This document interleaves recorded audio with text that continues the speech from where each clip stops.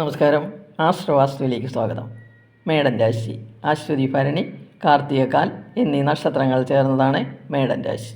2026 September മാസത്തിൽ മേടൻ രാശിയുടെ രാശിയധിപനും അഷ്ടമാധിപനുമായ ചൊവ്വ മേടത്തിൻ്റെ 3, 4 എന്നീ ഭാവങ്ങളിലൂടെ സഞ്ചരിക്കുന്നു. 6ാം ഭാവാധിപനായ ബുധൻ മേടത്തിൻ്റെ 6, 7 ഭാവങ്ങളിലും സഞ്ചരിക്കുന്ന സമയമാണ്. മേൽപ്പറഞ്ഞ ഗ്രഹസ്ഥിതി അനുസരിച്ച് മാസത്തിൻ്റെ ആദ്യവാരത്തിൽ ആരോഗ്യം തൃപ്തികരമായിരിക്കും. വാഹനം ഓടിക്കുന്നവരും കായിക പ്രവർത്തനങ്ങളിൽ ഏർപ്പെടുന്നവരും ശ്രദ്ധ പുലർത്തണം. കഠിനാധ്വാന നിമിത്തം ശാരീരിക ക്ഷീണം അനുഭവപ്പെടാം.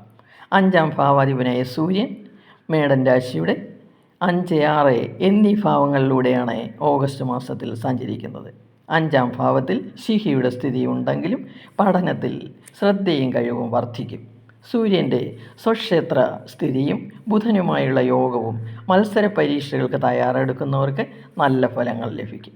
മത്സര പരീക്ഷകൾ, എഞ്ചിനീയറിംഗ്, IT മേഖല, പോലീസ്, ഫിസിക്കൽ ട്രെയിനിങ് എന്നിവ സംബന്ധിച്ചുള്ള കോഴ്സുകൾ പഠിക്കുന്നവർക്ക് കൂടുതൽ അനുകൂലത ലഭിക്കും.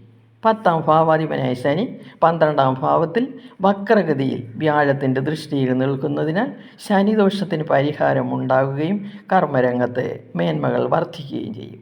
കഠിനാധ്വാനത്തിന് അനുസരിച്ച് പദവികളും വിജയവും ലഭിക്കും. സർക്കാർ സേവനങ്ങൾ, പോലീസ്, സാങ്കേതിക മേഖല, മാനേജ്മെൻറ്റ് എന്നിവയിൽ വർക്ക് ചെയ്യുന്നവർക്ക് വിജയങ്ങൾ വർദ്ധിക്കും. 7ാം ഭാവാധിപനായ ശുക്രൻ സെപ്റ്റംബർ 2 സ്വക്ഷേത്രമായി 7ാം ഭാവത്തിലേക്ക് സഞ്ചരിക്കുന്നു. ഇത് ബിസിനസ്സിന് മേന്മ വർദ്ധിക്കും. വിദേശ ബിസിനസ്സുകളിൽ നിന്ന് വരുമാനം വർദ്ധിക്കും. കൺസ്ട്രക്ഷൻ, റിയൽ എസ്റ്റേറ്റ്, വാഹന വിൽപ്പന എന്നീ ബിസിനസ്സുകളിൽ ഏർപ്പെട്ടിരിക്കുന്നവർക്ക് നേട്ടങ്ങൾ വർദ്ധിക്കും. പ്രണയിക്കുന്നവർക്ക് എടുത്തുചാട്ടവും അക്ഷമയും കാരണം അഭിപ്രായ വ്യത്യാസങ്ങൾ ഉണ്ടാകാം. ദാമ്പത്യത്തിൽ വലിയ പ്രശ്നങ്ങൾ ഉണ്ടാവുകയില്ല. വിവാഹം ആലോചിക്കുന്നവർക്ക് ധാരാളം ഇഷ്ടപ്പെട്ട ആലോചനകൾ വരികയും തീരുമാനങ്ങൾ എടുക്കാൻ കഴിയുകയും ചെയ്യും. നിത്യവും ശാസ്താവിൻ്റെ കീർത്തനങ്ങൾ കൂടി ജപിക്കുക. ഐശ്വര്യം വർദ്ധിക്കും.